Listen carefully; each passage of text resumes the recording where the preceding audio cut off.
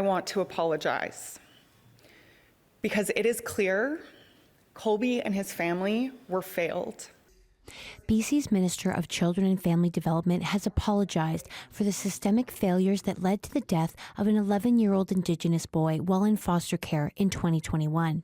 What happened to him is unimaginable.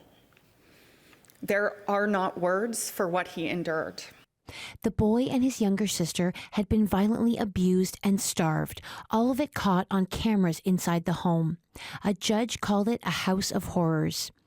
The apology comes in the wake of a scathing report released by BC's Representative for Children and Youth, Jennifer Charlesworth. She's calling for a system-wide overhaul. If we want better outcomes for children and youth in BC, we can't get there by tinkering in an old system that was based on colonial mental models from the 1950s and 60s, and that has ingrained certain ways of being that are deeply insidious.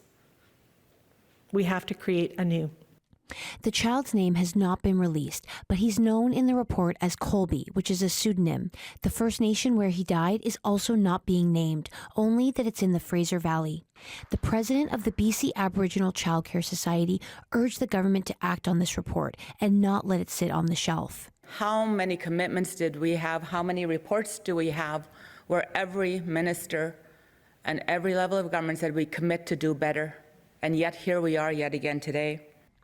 Charlesworth called for the province to implement a child and youth well-being action plan.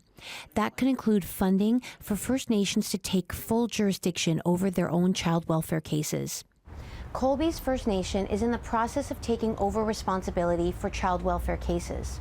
The report found that this transition added an element of confusion and made it unclear who was overseeing the foster parents and who was responsible for vetting the couple, who had a history of violence. The foster parents pleaded guilty to aggravated assault and manslaughter, and last year were sentenced to 10 years in prison. Grace Lore promised the government will begin working on the report's recommendations right away. Katie DeRosa, CBC News, Victoria.